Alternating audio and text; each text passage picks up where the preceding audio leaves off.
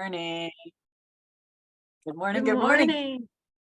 Wow, these weeks are just going so fast. I feel like we just got this one done and we're already in the next week and we're talking about this again. I know, part of it is I spend so much time on Zoom and I know you do too, that the days just go by so fast. So I hope everybody's diffusing their oil today to give them a little boost. But, we're talking about safety because we've given you lots of tips and ideas, both on using herbs and on using essential oils, but we really haven't talked about how to safely do that and if there are concerns. So we just made a few notes. We have a couple of things that we wanted to just make sure everybody is aware of. Some of them are pretty obvious, but for beginners, people who are new to this world, they may not be so obvious. So let's just highlight a few of the things, places to start when you're looking at safety.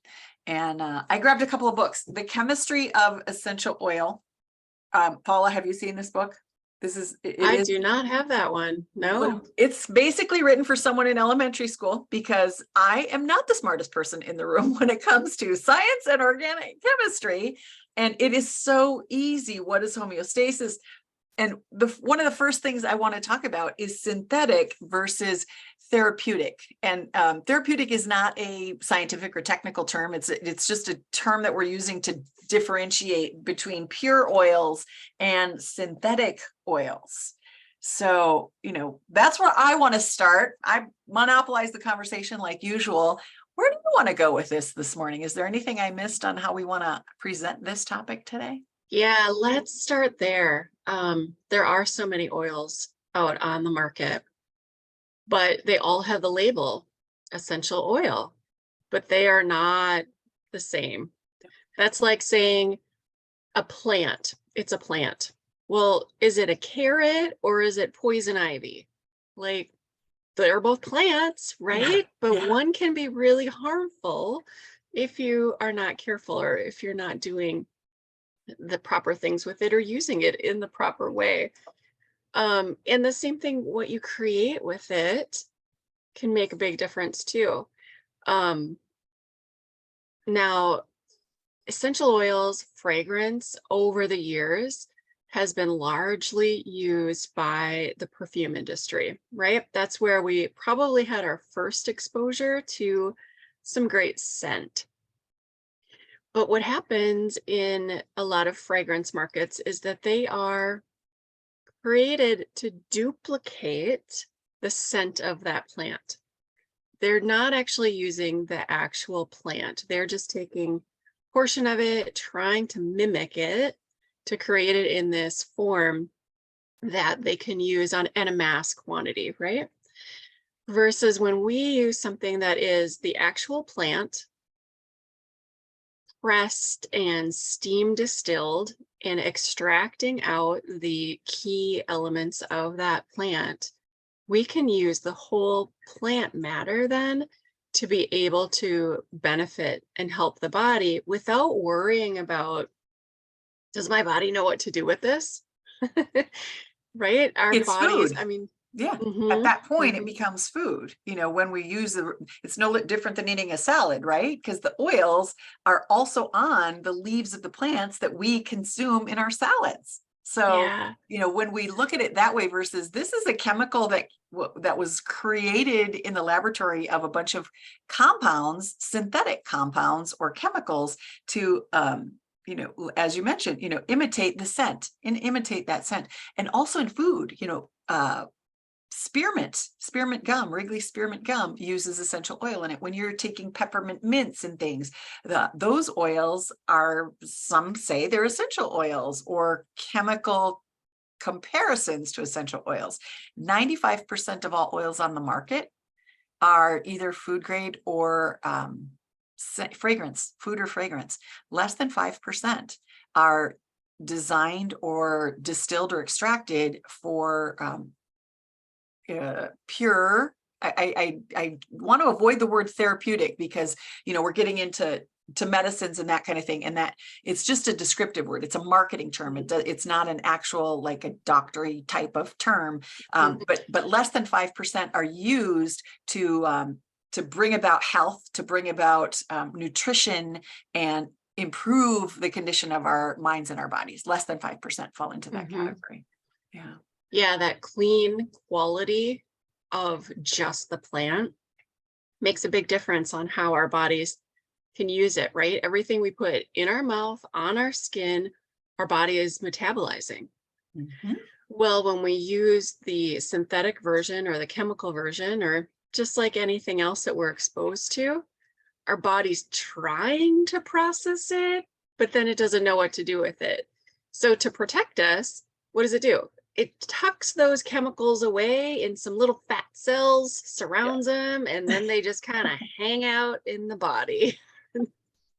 We don't want anything hanging out that we don't need. I don't want any fat cells like combining and building this cushion to protect me from that.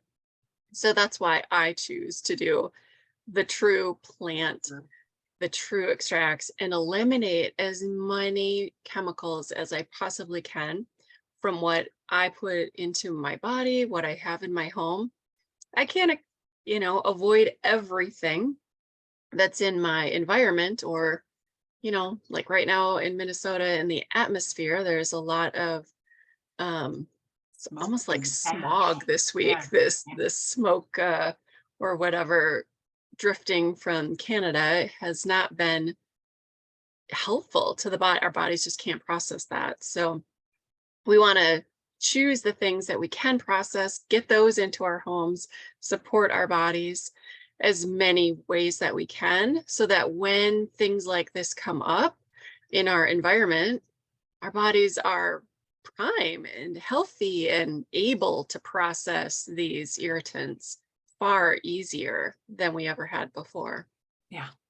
So storage, sometimes we bring things, especially plants, most people don't realize that even the spices in your spice cabinet have been on the grocery store shelves for some time, and they lose potency and purity in cooking. And the same is true when we're using plants of any kind for nutrition or supplementation. So how long have they been around, and how are you storing them? Preferably we store things in dark colored glasses to block out the light, because light causes it to deteriorate quickly. When you are buying even herbs and oils in under fluorescent lights in stores, how are they storing those products in the grocery stores, health food stores, or other places that you're buying them? We don't want to expose things to heat, because again, heat causes it to expire faster. So oftentimes labels will say, keep at 72 degrees, or, there's an optimum way, both away from light and temperature wise, to store things. So when they get old, what do you do with them? Well, if it's pure plant, you can always compost it, whether it's your bulk herbs or your essential oils. Those things, because they're pure, they have no chemicals in them, they're okay to compost. Generally, I don't flush it. There's just no need to it. I've actually donated old herbs to farmers, because they'll feed them to their pigs or other animals. It's like, oh, that's the best they've eaten in a month. When I had fall is always a big harvest time. And then by spring or the end of summer, it's like, oh my gosh, harvest is coming soon. If we haven't used up stuff from last year, find somebody else that could benefit from it. Especially if you're using it for medicinal purposes on the herbs, we can pass that along, because we'll have new stuff coming next year. Any thoughts on storage?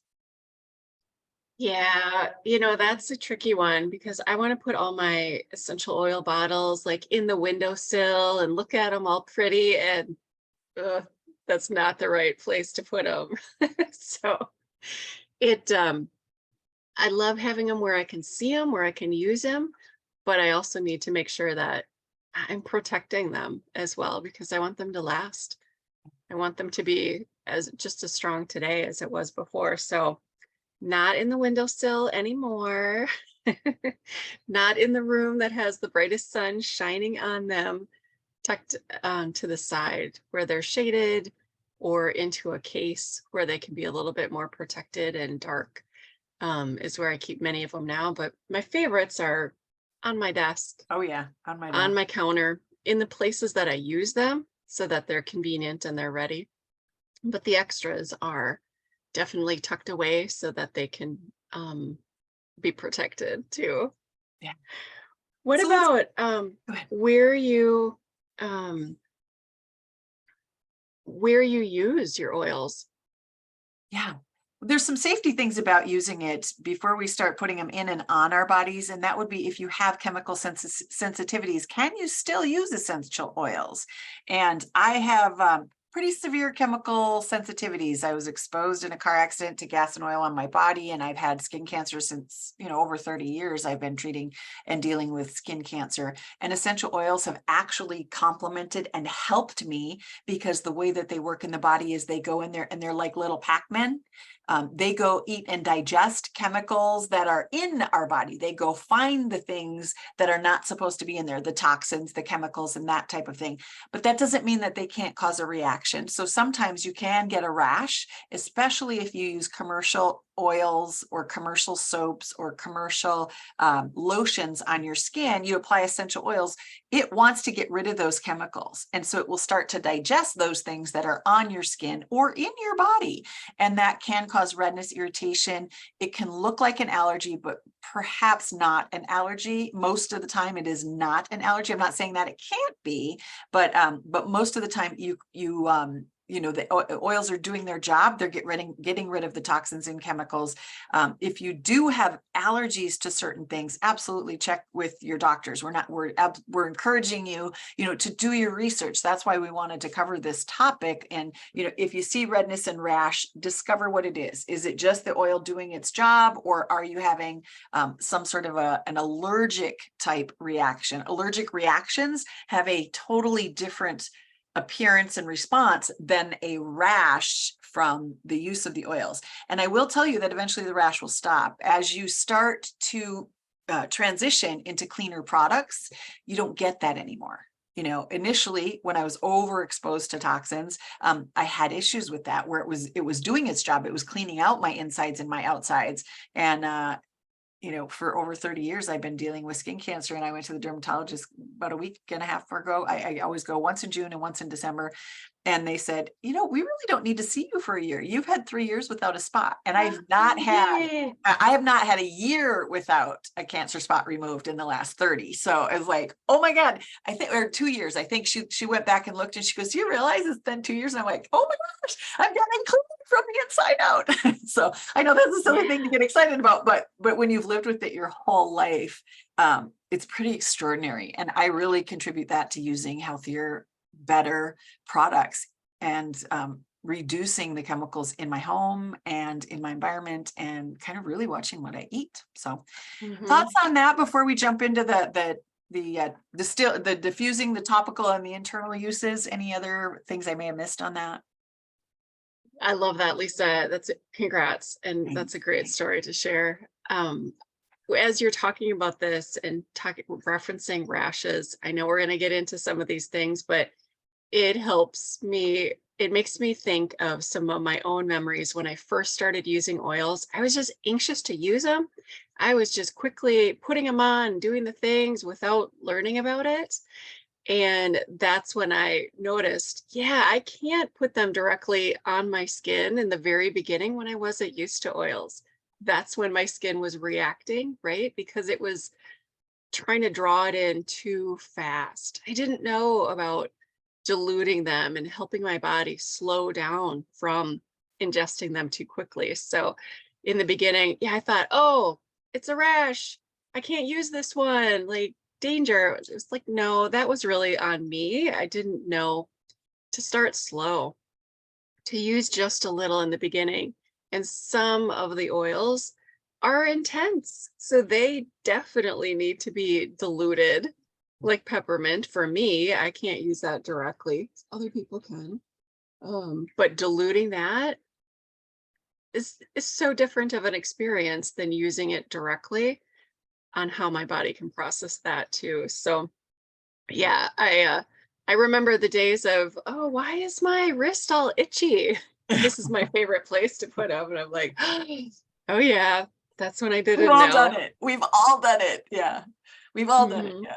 So dilution and frequency of use. And as we get into each of these three areas, I think we'll dive a little bit deeper on those. But those are two, when you get started, watch for chemical sensitivities, and more is not better initially.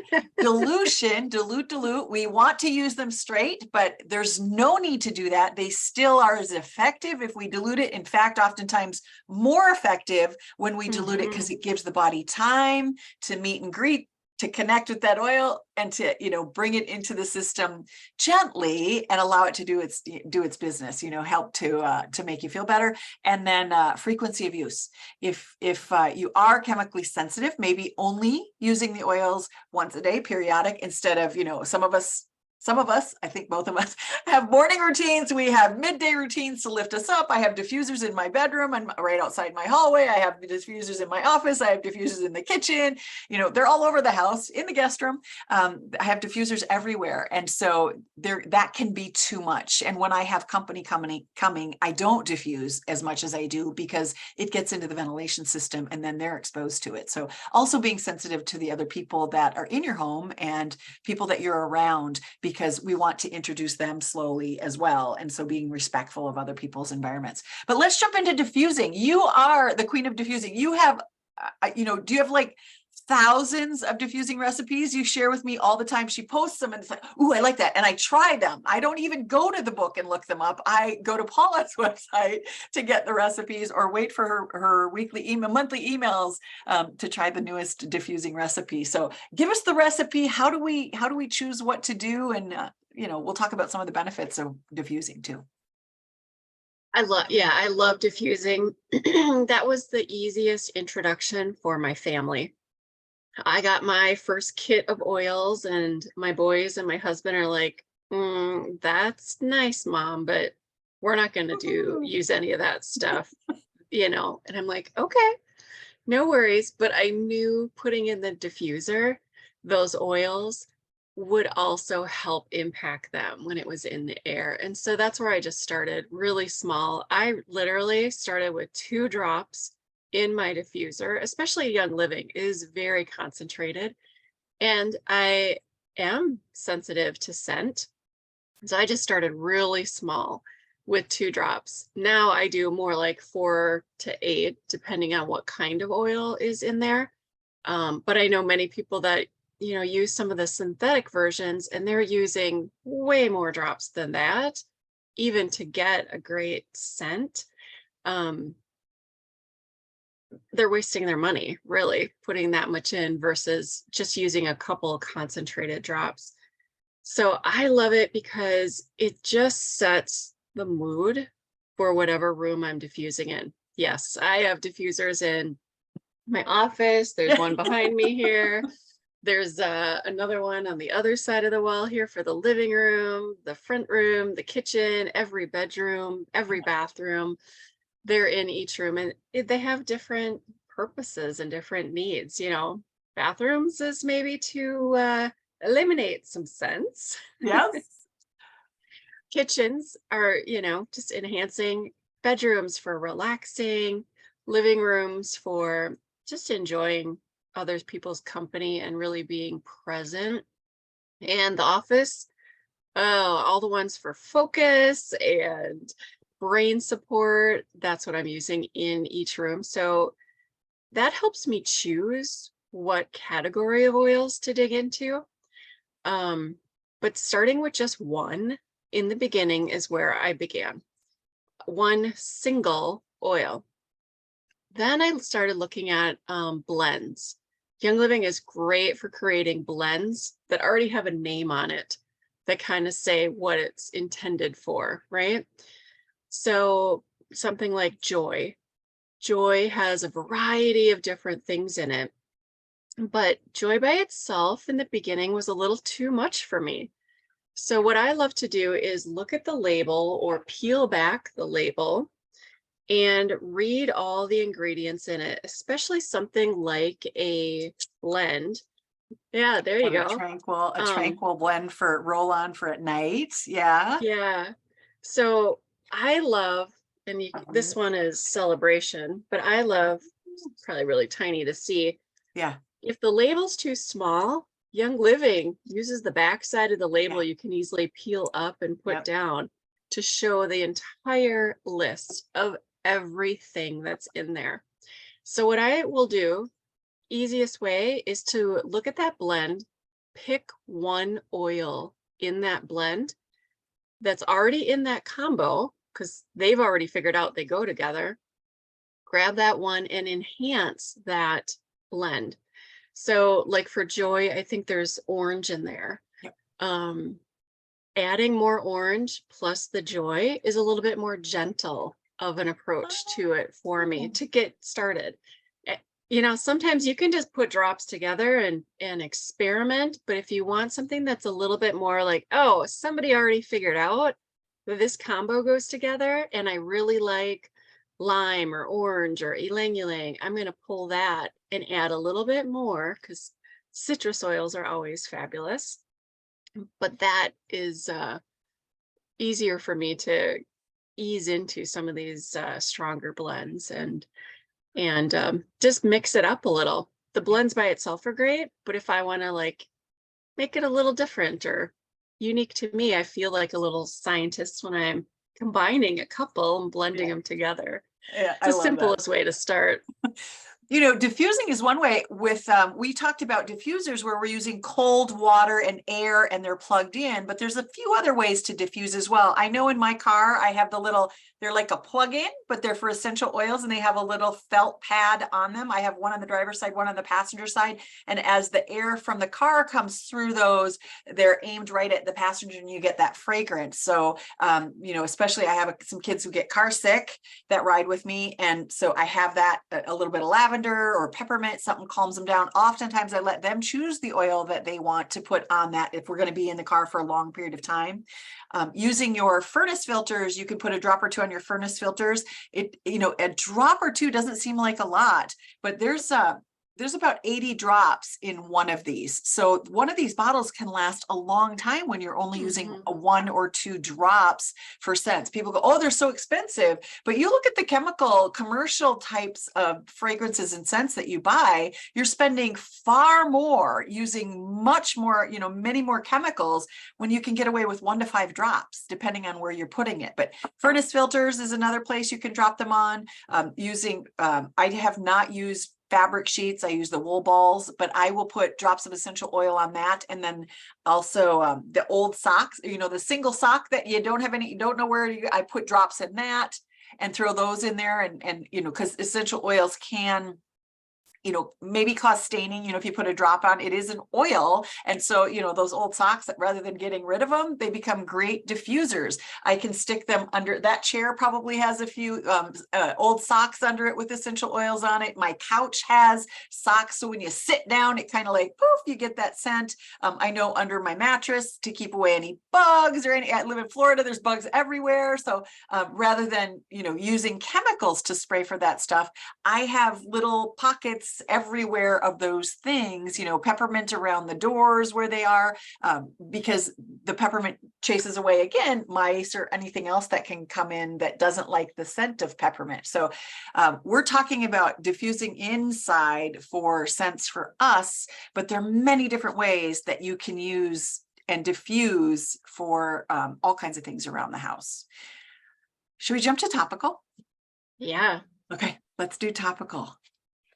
You go. So topical, again, I can share a mistake story on my end as well. I knew citrus oils were photosensitive, meaning that if I put them on my skin, it would, it could potentially be that spot that burns faster than the rest of my body, right?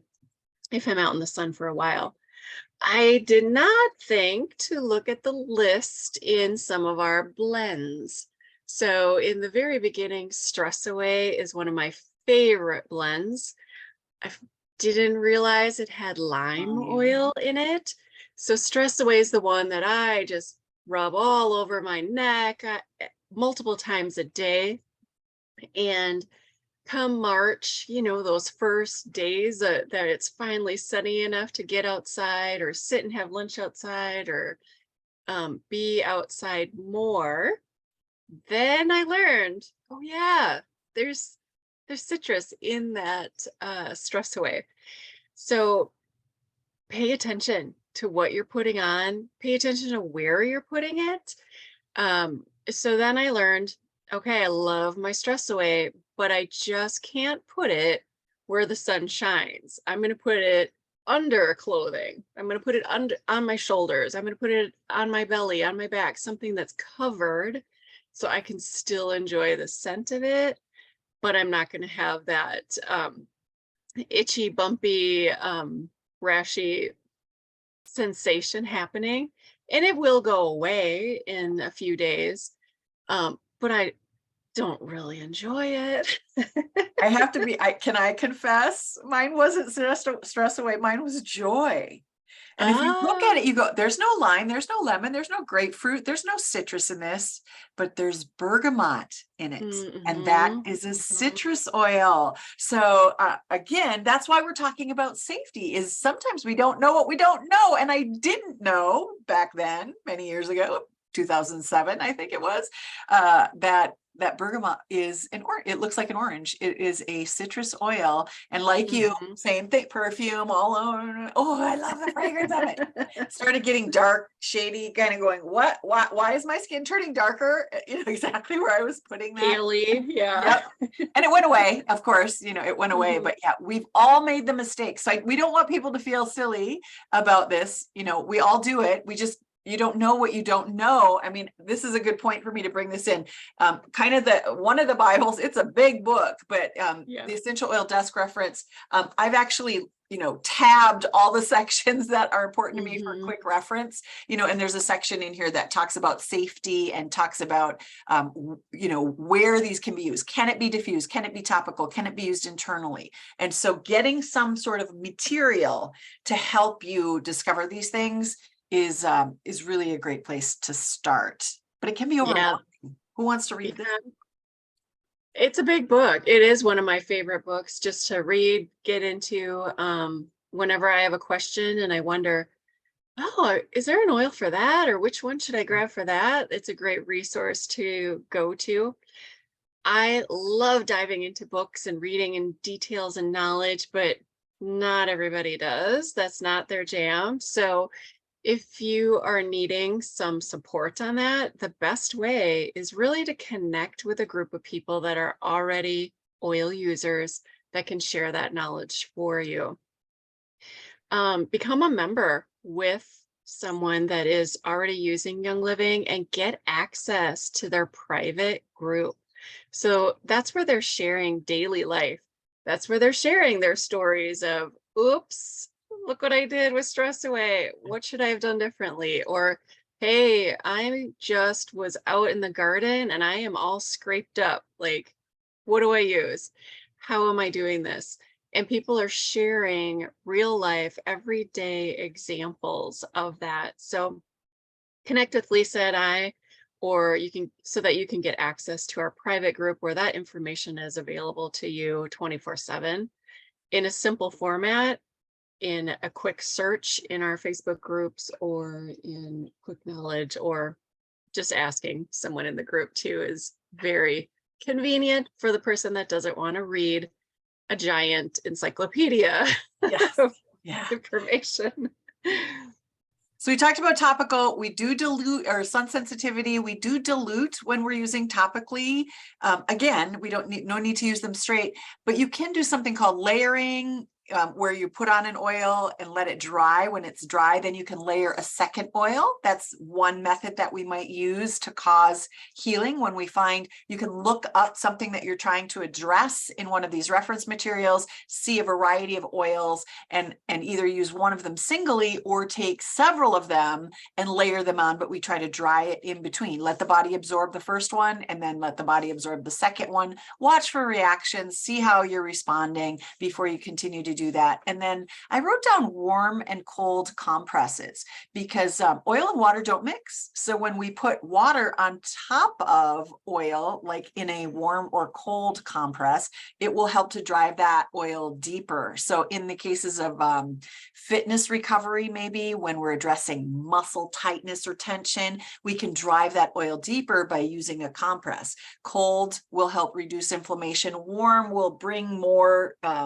blood flow and circulation to an area. So depending on what it is that you need, you could alternate between the two of those. And then we talked about bath bombs and bath salts. We do have some recipes on the Plant Power Half Hour website with all of our different recipes using dilution through bath bombs or adding them to Epsom salts or baking soda, those kinds of things. Thoughts on dilution or other ways that we should use things topically?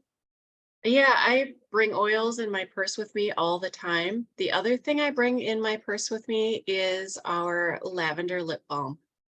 So that's a simple, convenient carrier that you can use when I've put on an oil and it's too much, or if I'm sharing it with a friend, that's a simple swipe across it to put that on first, then the drop of oil, and it's so convenient for travel.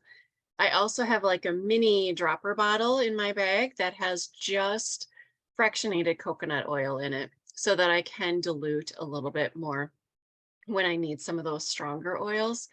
But the lip balm, always convenient and easy to use on the go, or as you realized, oh shoot, I should have diluted that.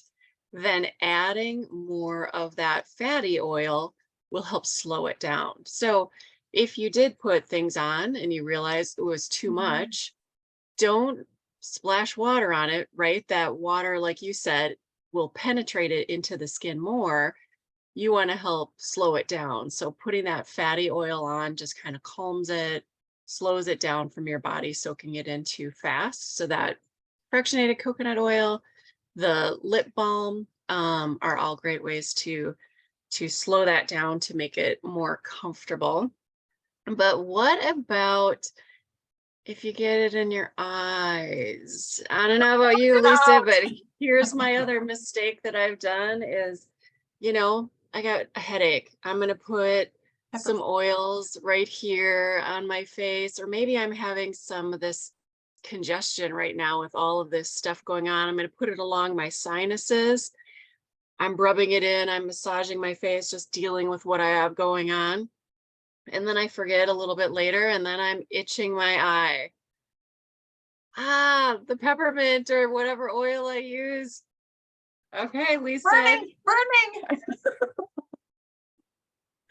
Right? Oh, it's so It's not intense. funny, but we've both done it. So many of the people that we've worked with have done it. Don't rub your eyes. When you have it on your hands, we say it all the time, and we've all done it. What do we do about it, Paula? Yeah. Well, don't flush it with water, because again, that's going to push that essential oil deeper into the eye, makes it more intense. Think of the analogy of when you eat spicy food and your tongue and your mouth are just like on fire. Drinking water doesn't help. Drinking something milky or creamy that helps calm it down. Same thing if it's your eyes.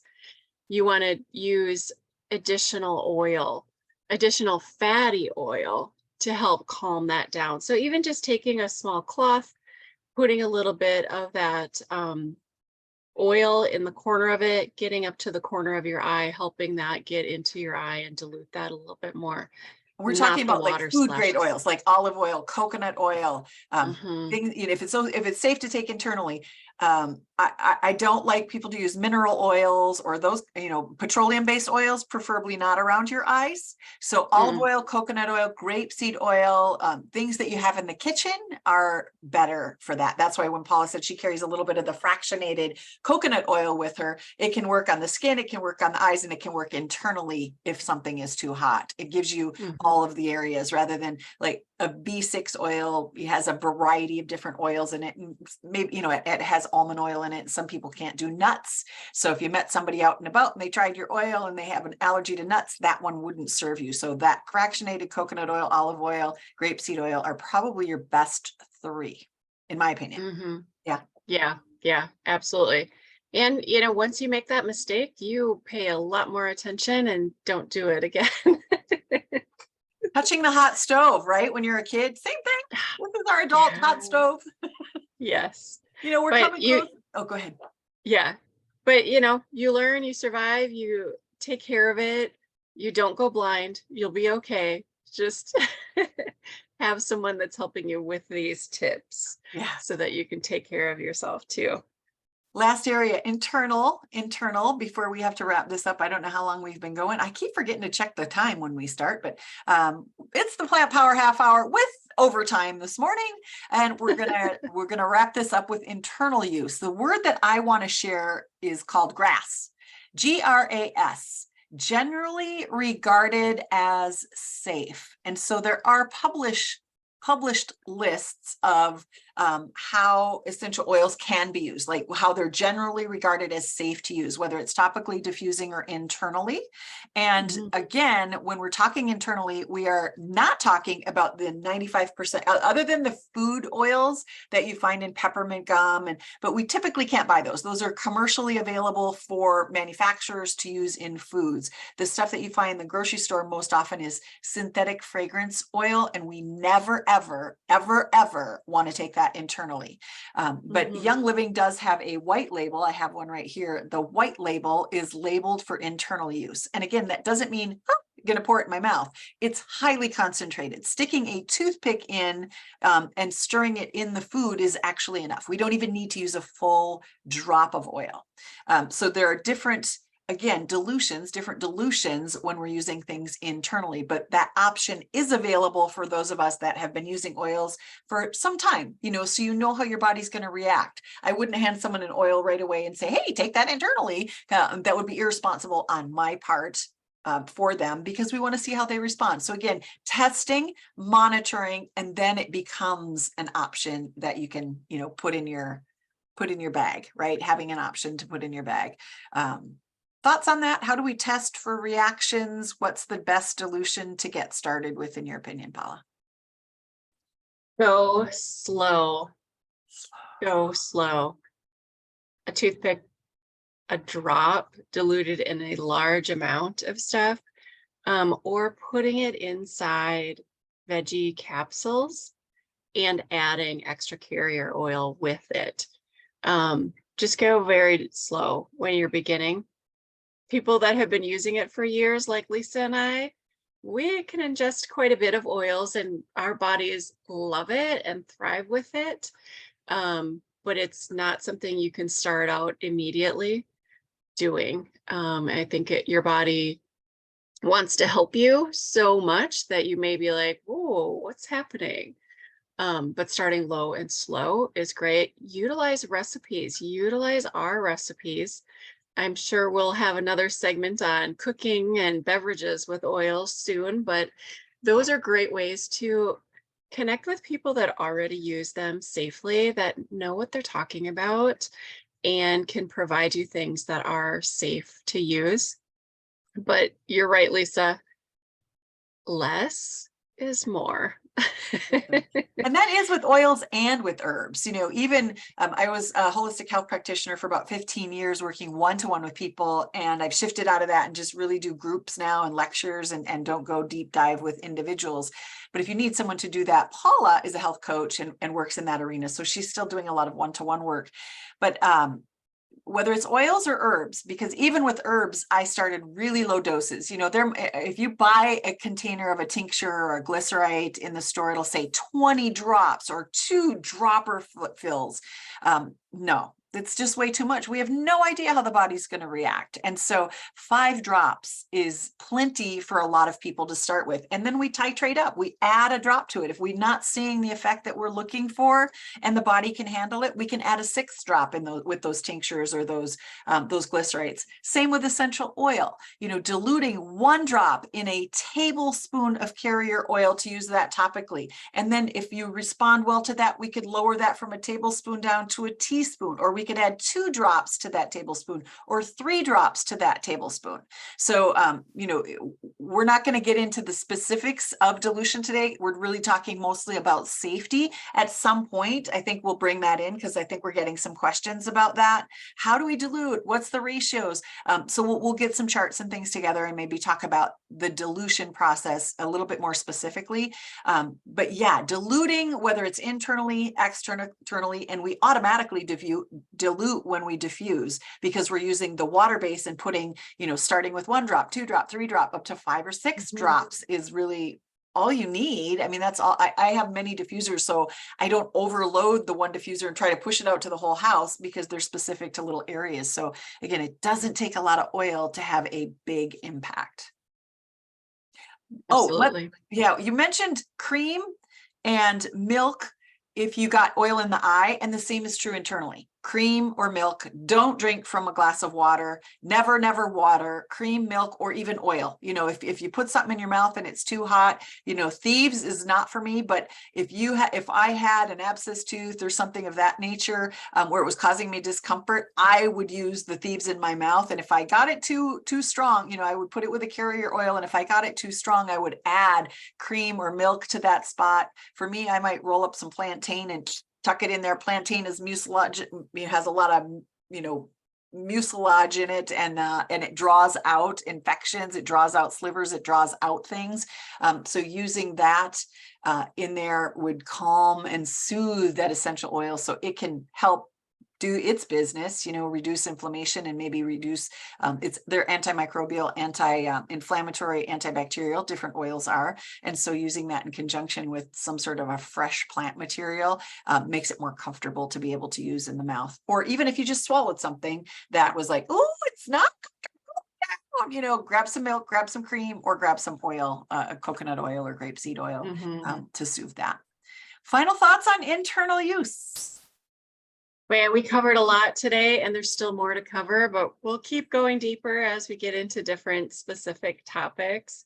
I'm excited for July and moving into our July topics, all about hormone balancing. And, today I am just quite PMSy. So I am really fine-tuned in on all the solutions that I can use for that. So let's share a little bit of that. In July, we'll share a lot more details and information in the upcoming weeks as well. And I'm sure I'm not the only woman that goes through this. So hopefully we can help each other.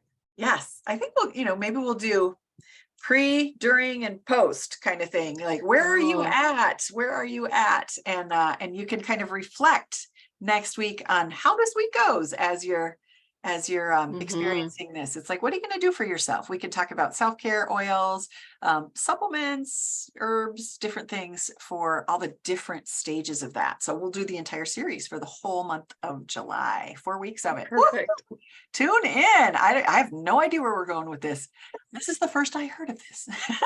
I love that you surprise me every week. Like, this is what we want to talk. I mean, we tag team. I'm not dumping that all on you. We tag team, but that's why it's so fun to work together on this whole project of educating people and sharing the power of plants through experience and education. All right, Definitely. my dear, have an amazing week. Lots of self-care this week as you're being woman. I'll say as you're being woman. All right. Have a great week, everybody. Bye, everyone.